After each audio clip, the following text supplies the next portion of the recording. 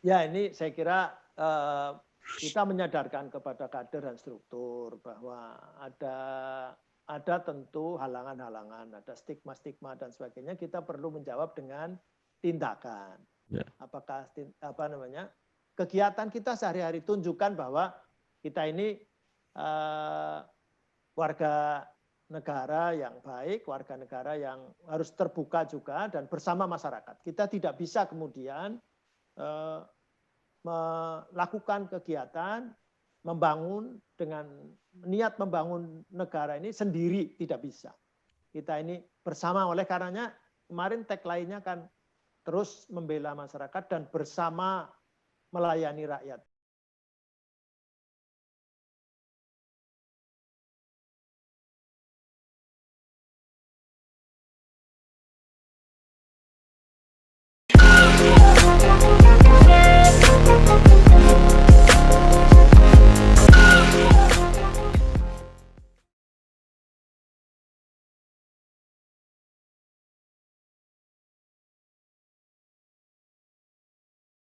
Assalamualaikum warahmatullahi wabarakatuh. Bersama saya Bambang Sadiono di channel Inspirasi untuk Bangsa. Mudah-mudahan kita bisa berdialog di channel ini secara jernih, berimbang, dan arif. Kami sedang mempersiapkan beberapa video untuk ikut memperingati Milad ke-19 Partai Keadilan Sejahtera (PKS). Saya sudah bersama dengan Bapak Dr. Abdul Fikri Fakih MM. Jabatannya adalah Ketua Koordinator Wilayah PKS Jawa Tengah, Jawa Timur, dan Daerah Istimewa Yogyakarta. Apa kabar Pak Fikri? Baik, alhamdulillah Pak Bambang. Ya. Sehat, sehat ya Pak Bambang ya. Ya. Pak Fikri ini sehari-hari juga Wakil Ketua Komisi 10 di DPR RI. Pak Fikri, ini kan Milad ke-19 PKS ini bertepatan dengan bulan Ramadan.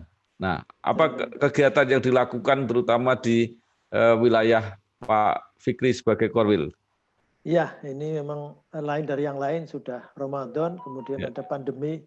Sebelumnya ini tadi saya biar memperkenalkan ini Pak Bambang, namanya istilahnya bidang pembinaan wilayah, bukan Korwil. Ya.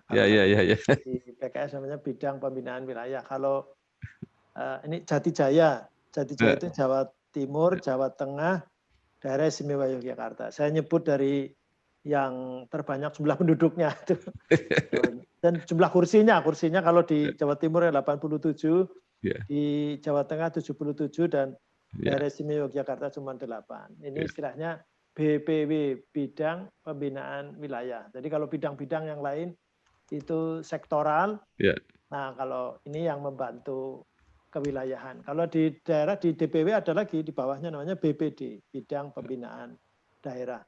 Jadi alhamdulillah ini masuk ke Milad bertepatan dengan bulan Ramadan dan di pandemi. Tetapi kan sudah dibuka ya Pak Bambang. Jadi karena dibuka, saya saja karena baru ya, karena sebelumnya saya Ketua DPW Jawa Tengah, kemudian sekarang di BPW, Bidang Pembinaan Wilayah Jatijaya, sehingga saya harus mengenal tidak hanya Jawa Tengah. Kalau Jawa Tengah dari Brebes sampai Rembang, atau Cilacap sampai Sragen, insya Allah, ya paham paling tidak teritorial. Meskipun secara demografis tidak begitu detail ya, tetapi karena saya Jawa separuh Sunda kan. Nah, kalau di Brebes Jawa kan kuek, ada Jawa yang sudah ya kayak kalau Sunda, tapi Sundanya deket-deket ya, itu sama juga kan, sama Sundanya juga Sunda Reang, Jawanya Jawa kuek gitu. Jadi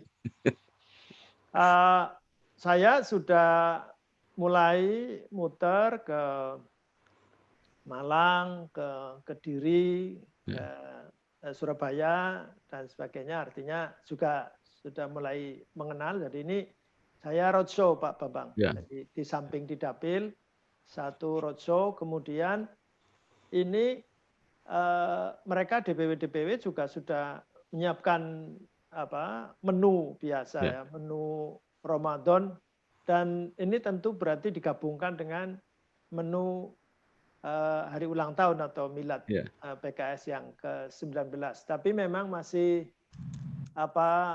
blended ya. Jadi modelnya sekarang ada acara itu kemudian di shoot, kemudian nanti disebarkan lewat media sosial, YouTube, Facebook, Instagram. Kemudian yang langsung bisa berkomunikasi lewat Zoom atau Google Meet, rata-rata begitu Pak Bambang. Jadi sekaligus ini mengajari komunikasi terbaru ya. Jadi memperkaya setelah pandemi ini menggunakan sosmed online, virtual, gitu kira-kira Pak Fikri ya. Sejak Munas, kemudian Muswil serentak, kemudian Musda serentak, kemarin Rakerda serentak, kemudian sekarang ini karena kita akan beralih pusat kegiatan bukan di DPD, istilahnya kalau di PKS DPD ya kabupaten, DPD, kita akan beralih pusat kegiatan bukan lagi di DPD tapi di DPC di kecamatan. Waduh ya, ini luar biasa dari segi strategi. Nah, pertanyaan saya begini, sekarang menggunakan metode baru komunikasi virtual ini, itu mungkin efisien, artinya mungkin bisa lebih murah, tapi efektif apa enggak? Ya, kalau efektivitas tetap saja, makanya mereka tetap, ini saya pas lagi reses misalnya Pak Bambang, itu mereka tetap aja minta ketemu. Saya punya syarat, ya satu, tidak boleh lebih dari 50 orang. Kemudian yang kedua, di ruang yang terbuka atau setengah terbuka. Kemudian yang ketiga, tetap harus disediakan masker wajib, kemudian hand sanitizer, kemudian termogan dan seterusnya. Kemudian ini kalau yang sudah siap misalnya DPC yang sudah siap, mereka kalau mau mensosialisasikan ke rantingnya, ini sudah mulai pakai itu, mereka ini di shoot gitu, kan sekarang pakai HP bisa. Langsung kemudian nanti ranting-ranting yang tidak bisa datang atau apa, mereka bisa melihat dan juga bisa memberikan komen dan sebagainya. Ini reses sudah dibikin seperti itu Pak Bambang. Jadi reses saja jadi di situ yang datang cuma 30 orang. Maksimal 50 orang saya bilang. Ya ini pendidikan tidak sengaja. Tetapi akhirnya sampai jadi ya ini pusatnya di DPC. Tapi ranting, kalau ketua ranting kita hadirkan bisa, tapi selanjutnya kan tidak hanya dengan struktur, kan dengan masyarakat. Apa gunanya kalau reses hanya dengan struktur atau kader saja kan tidak ada manfaatnya untuk masyarakat. Nah, masyarakat ini yang nanti selanjutnya dengan masyarakat nanti berupa pelatihan-pelatihan dan sebagainya tentu akan sangat dibatasi. Yaitu tadi kalau saya paling standar 30 sampai 50 orang maksimal. Ya, Pak Fikri, tadi dikatakan bahwa pusat kegiatan akan ke kecamatan lah ya kira-kira. Ya, betul. Ini luar biasa, jadi cara pembinaan wilayah. Nah juga PKS ini kan dikenal sistem pembinaannya ini sangat sistemik, bukan saja per kelompok tapi sampai ke personal kalau tidak salah. Jadi sampai dikunjungi dari orang ke orang. Nah, ini gimana melaksanakan itu sekarang Pak Fikri?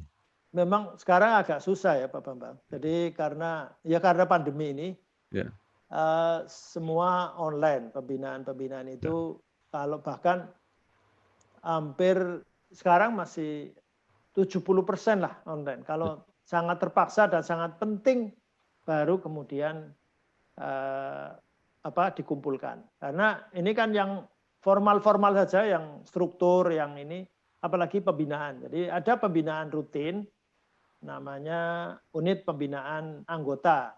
Unit pembinaan anggota itu biasanya memang kita face to face. Ini lebih mudah dan lebih lebih menyentuh lah begitu kira-kira.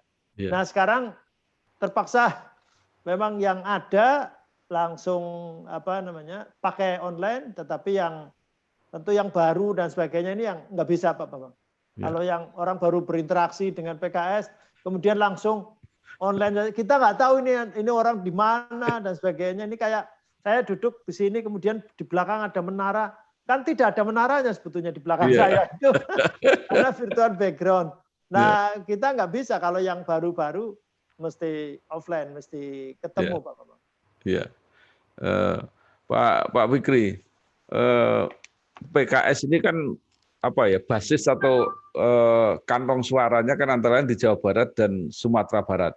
Nah sekarang pertanyaan saya, ini di Jatijaya ini kira-kira menyumbang berapa persen kalau dilihat dari anggota DPR RI yang dari Jatijaya ini, berapa persen dari jumlah yang diperoleh PKS?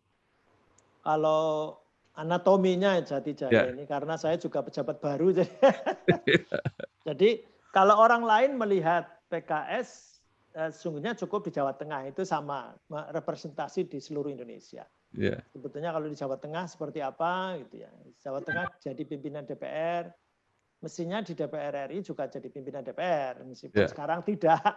Tetapi persentasenya hampir mirip-mirip begitu kira-kira. Jadi karena di Jatijaya ini istilahnya, kalau istilah orang lain ya, istilahnya pemerhati, istilahnya peneliti, tukang survei dan sebagainya itu, PKS ini masih menjadi tamu, belum menjadi tuan rumah. Nah, tamu kan ada yang diterima di teras, ada yang sudah diterima di ruang tamu, tapi ada juga tamu yang sudah akrab sehingga nanti bisa aja besanan dan sebagainya gitu Pak. Nah ini kalau modelnya begitu itu kira-kira yang sudah hampir jadi tuan rumah itu Yogyakarta. Karena ya Yogyakarta ini kan kalau dari segi ini sih kursi sama ya. Yang pertama PDI, kemudian flat yang lain sama dengan PKS, tetapi ranking kedua dari sisi suara itu PKS. Ini jadi 10, jadi sudah 2 digit. Pemilu 2019 saja 10,5%. Nah sekarang ketika di survei, kemarin saya habis survei Pak Bambang itu awal bulan Maret 1 sampai 13 itu sudah naik ya, meskipun naiknya tidak banyak di Jawa Tengah, di Jogja. Kemudian kalau di Jawa Tengah itu ya mungkin 6 sampai 7% 2019. Nah, sekarang ini ketika disurvei sudah naik sampai 8%. Itu sudah menyamai perolehan PKS nasional. Jadi kemarin hanya sekitar 6% ya. Nah, gitu. Jadi itu kondisinya secara keseluruhan. Kemudian Jawa Timur mungkin yang agak berat. Jadi Jawa Timur ini yang ya kemarin kan dari 87 kursi hanya dapat 2. Ini kan ya 2, sekian persen. Tetapi ketika di survei sekarang karena kegiatan, karena pembinaan, karena pembenahan struktur dan sebagainya, ya sudah sampai 6% lah gitu kira-kira. Sekarang ini posisi sekarang kita memang selalu harus mengukur bukan kata kita, tetapi data atau hasil survei, karena ya PKS meskipun kadang-kadang ilmiah, tapi kan kadang ilmiah itu kan mau beo, jadi kan susah. Jadi ini yang agak ada kadang tersendat, ya kita kadang-kadang terjebak pada asumsi-asumsi dan kita tahu diri posisinya seperti itu dan kita lemah di beberapa tempat. Ini sebetulnya hanya karena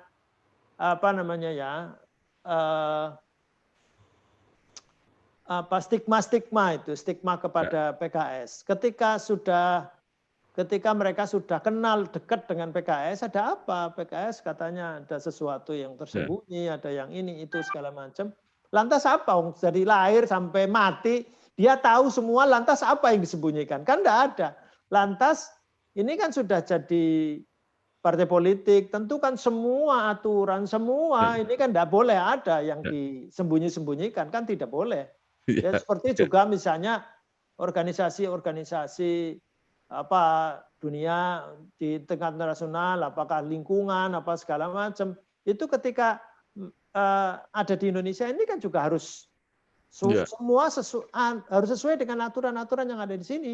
Ya paling tinggi konstitusi, kemudian semua bahkan undang-undang yang berlaku, termasuk pendidikan dan sebagainya. Nah, organisasi seperti partai politik apalagi. Nah, ini kan PKS kan jelas begitu rupa. Nah, ini oleh karenanya saya kira stigma itu ya hanya stigma, nggak tahu ini mungkin ada yang mendesain dan seterusnya, karena apalagi ketika naik, nah itu maka kemudian ya ada stigma keagamaan, ada stigma kebangsaan, ada stigma kemanusiaan. Ini tiga-tiganya komplit itu PKS itu. Kalau saya dari segi apa namanya kebangsaan ini seperti yang tidak NKRI dan seterusnya dan seterusnya. Kemudian yang stigma keagamaan ini yang tadi yang keras-keras, yang atau yang modern, yang tidak pakai kunut, yang liberal, tahlil dan sebagainya itu. Jadi kalau yang kemanusiaan yang apa namanya tidak peduli dengan ini, misalnya ya banyaklah saya kira stigma-stigma yang ke PKS, dan tiga-tiganya itu sebetulnya semakin dekat mereka dengan PKS, maka akan semakin tahu bahwa ya apa, kalau anak-anak muda sekarang ada ketua bidang kami, sekarang ini kan anak muda dan sudah berprestasi, bahkan sudah diakui di tingkat internasional seperti Mas Gamal misalnya. Itu mengatakan bahwa ini PKS ini nggak ada apa-apa, ini PKS ini kan ide saja, ide besar. Lah yang mendirikan juga bukan cukong-cukong yang punya duit. Sehingga ternyata ketika saya aktif, kata dia, ketika saya aktif apa-apa yang harus saya lakukan, ya saya harus membiayai sendiri, Jadi apa kotaknya ini itu kan dari iuran mereka sendiri. Jadi kalau disurvei bahkan mungkin PKS ini partai yang ada iuran yang jalan. Di tempat partai lain itu iuran nggak jelas iuran. Jadi bisa ditanya ke anggota ada iuran yang jalan. Dan kata dia sekarang ketika jadi ketua bidang dia mengatakan bahwa partai ini besar hanya karena idenya saja, hanya ide yang besar dan hanya cita-cita memberikan manfaat besar kepada orang, tapi sesungguhnya pendirinya juga nggak ada yang berbintang, jenderal berbintang di belakangnya nggak ada juga, sehingga ini kalau semakin difahami, saya kira ini semakin dekat, saya kira PKS akan semakin dekat. Pak Fikri, kembali lagi ke Jawa Timur. Jadi di Jawa Timur tidak punya wakil ketua DPRD provinsi, Pak Fikri ya? Enggak ada. Oke. Nah, kalau di Jawa Tengah kan sudah banyak kabupaten kota yang mempunyai pimpinan DPRD. Kalau di Jawa Timur ada enggak di kabupaten kotanya? Ada, cuman saya belum Pak Bambang, belum ini. Jadi kebetulan begini, mungkin anatominya apa namanya. PKS ini memang nggak tahu ya. Jadi apakah itu didesain atau mungkin sengaja diarahkannya ke situ atau apa, dan secara natural akhirnya yang banyak menerima itu adalah sesungguhnya kaum abangan itu. Jadi terutama di daerah misalnya Mataraman itu hampir semuanya dari Salatiga, kalau di Jawa Tengah ya, Salatiga, Boyolali, kemudian Karanganyar, Sukoharjo, Surakarta, Sragen, Wonogiri, Klaten, semuanya itu jadi pimpinan DPR. Nah, artinya jangan tanya jumlahnya, tapi rata-rata ranking 2. Rata-rata ranking 2, jangan tanya jumlah ya, jangan tanya jumlah karena kadang-kadang selisihnya terlalu jauh dengan yang nomor satunya. Tapi kan partai lain tidak relevan di situ. Artinya yang survive di situ dengan hanya modal SDM saja, mungkin yang lain tidak terlalu punya resources, yang lain tidak terlalu punya, tetapi survive dengan cara begitu. Dan ini kayaknya di Jawa Timur itu juga begitu. Saya lihat kayaknya ada Pacitan, Trenggalek itu tinggi-tinggi. Jadi bahkan satu dapil bisa dapat 2 kursi, ada apa begitu. Dan kalau yang agak ke timur ya apa namanya, kalau subkulturnya arek namanya ya, subkultur arek seperti Malang dan sebagainya itu satu dapil semua dapil terpenuhi Kota Malang. Saya kemarin ke Kota Malang dan memang begitu rupa. Jadi artinya karena ada kampus atau apa dan sebagainya sehingga sangat dekat. Jadi di dunia kampus atau di dunia akademik memang PKS lebih bisa ngobrol, bisa terbuka, dan mereka juga tidak ada kecurigaan, karena kalau kecurigaan langsung aja kan bisa didialogkan, didiskusikan, diperdebatkan dan sebagainya gitu. Pak Fikri, nah kemudian Jogja, kalau melihat potensinya itu berarti punya kepala daerah di Jogja. Kepala daerah kita nggak punya, artinya kepala daerah ini ini yang perlu PKS saya kira perlu punya 2 kitab sehingga lengkap. Maksudnya kitab itu kitab percaya diri dan kitab tahu diri.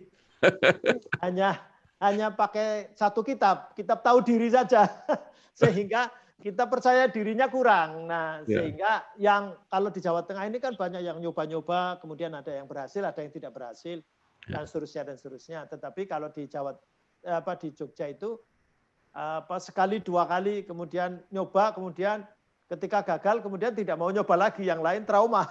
Itu jadi yang lain trauma. Padahal faktanya kalau secara elektoral itu lebih bagus dari Jawa Tengah dan Jawa Timur. Faktanya, dan lebih dekat memang. Mereka lebih dekat, yaitu tadi sudah 2 digit.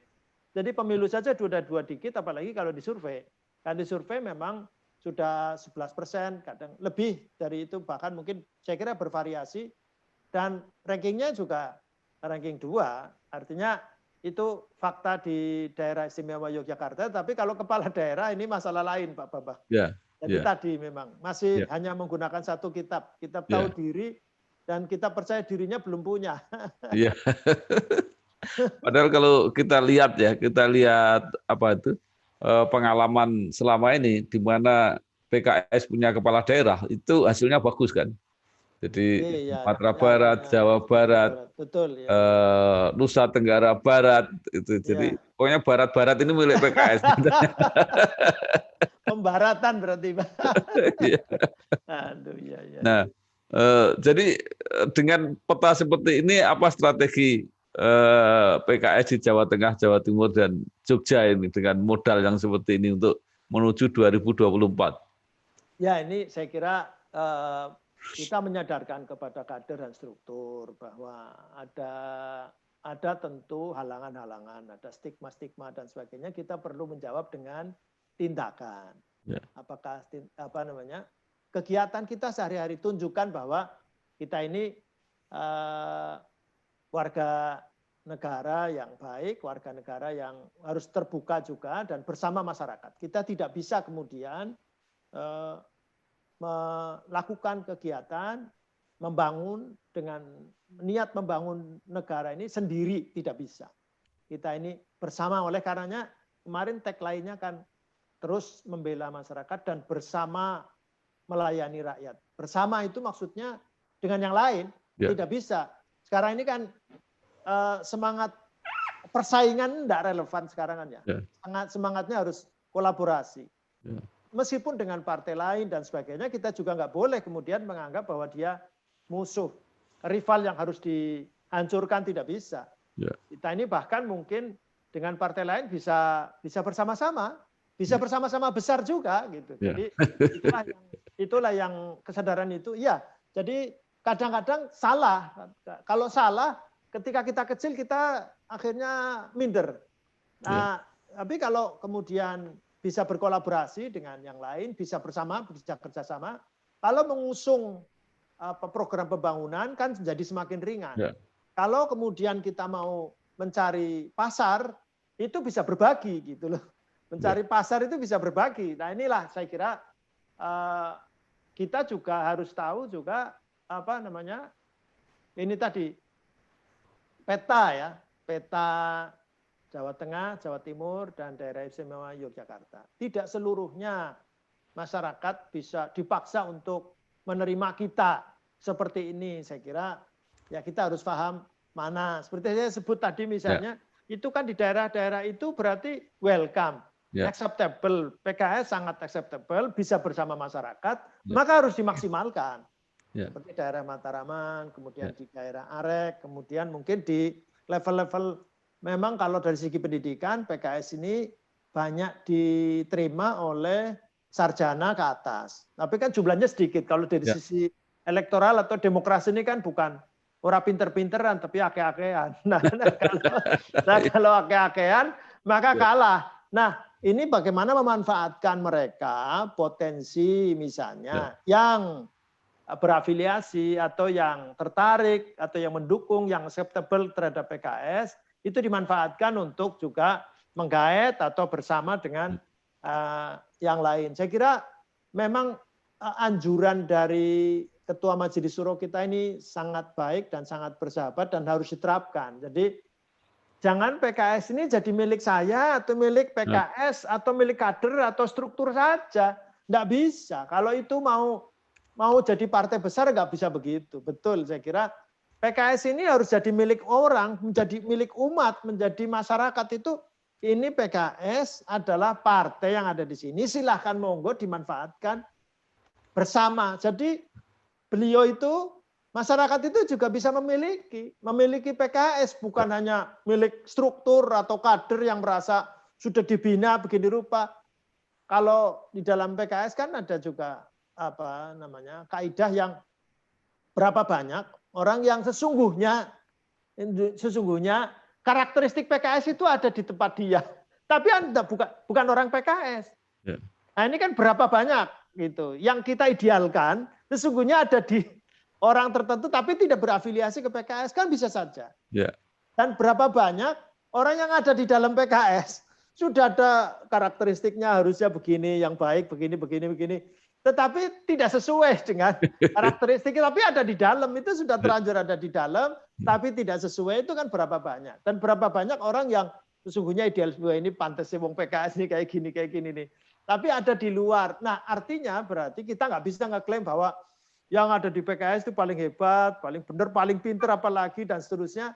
Faktanya banyak orang yang lebih pinter juga di luar, dan seterusnya. Makanya saya kira benar ini tadi anjuran Ketua Majelis Syuro kita, Ustaz Habib Salim Segaf Al-Jufri, bahwa masyarakat itu jangan diminta dukungan, tetapi ini masyarakat milik Ustadz, masyarakat ini milik Kiai, masyarakat ini milik guru besar siapa, milik Pak Bambang, milik siapa, semua orang berhak untuk memiliki, dan silahkan mau diapakan ini PKS untuk memajukan bangsa ini. Saya kira semangat itu kalau diterapkan, insya Allah PKS menjadi besar.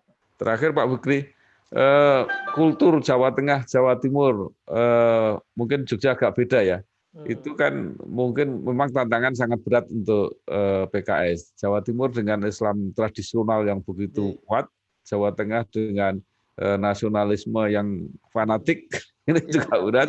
Sehingga menurut ini pendapat saya ini, peluangnya PKS banyak di generasi baru yang belum terlanjur masuk ke kultur itu dengan begitu kuat. Nah, apa yang dilakukan PKS itu?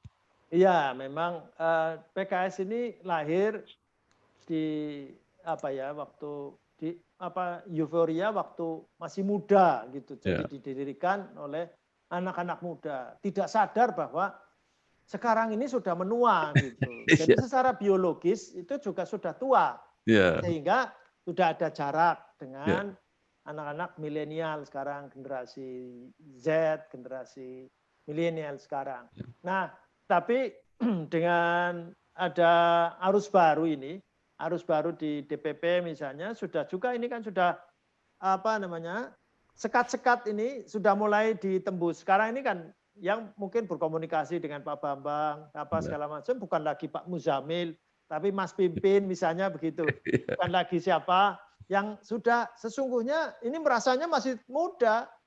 Artinya kayak saya misalnya sudah nggak relevan lagi.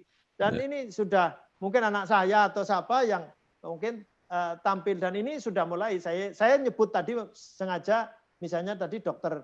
Gamal N. bin Said itu kan usianya 31 tahun. Ya, dia sudah dokter, sudah diterima oleh Pangeran Charles sekalipun juga sudah memberikan penghargaan dan seterusnya dan seterusnya. Dan ini nanti banyak juga, ini di antara anggota DPR di Jawa Tengah ini saja, ini kan ternyata yang suaranya terbesar itu yang paling muda, Pak Bambang. Bukan saya atau Pak Bukhari atau Pak Horis yang sudah generasi sana. Ini yang paling muda yang tiba-tiba muncul, itu sudah di atas bahkan partai lain kalah dengan anak muda ini. Jadi anak muda ini memang lain, pendekatannya berbeda, mereka punya komunitas yang bisa menyentuh kemana-mana, dan insya Allah saya kira Jawa Tengah dan Jawa Timur dari saya keliling sekilas saja, ini kelihatannya luar biasa. Mereka sudah tidak lagi, ya memang akhirnya tidak terlalu ustadz, tidak terlalu ini, karena PKS ini kan ini apa ya namanya, dibentuk seperti itu. Jadi kayaknya orangnya alim-alim, orangnya ini apa segala macam. Ya mungkin kayak saya nanti pakai baju koko, pakai peci dan seterusnya. Sekarang mungkin anak-anak muda yang rambutnya gondrong dan seterusnya, tapi pinter ini, pinter itu. Jadi ini luar biasa, dan saya melihat, saya kira ada kans, dan dari kantong-kantong yang sudah bisa berkomunikasi maksimal itu, saya kira ini tidak hanya orang tua. Kalau yang di misalnya daerah Mataraman, di daerah Arek, atau mungkin di ini semua bukan hanya orang tua, Pak Bambang. Sudah mulai anak-anak mudanya juga sudah tertarik dengan PKS. Begitu, Pak Bambang. Mungkin terakhir Pak Fikri masih ingin sampaikan dalam rangka Milad ke-19 kepada masyarakat, kepada pemerintah mungkin, atau kepada jajaran PKS sendiri, kader, pengurus, terutama di wilayah Jatijaya. Silakan.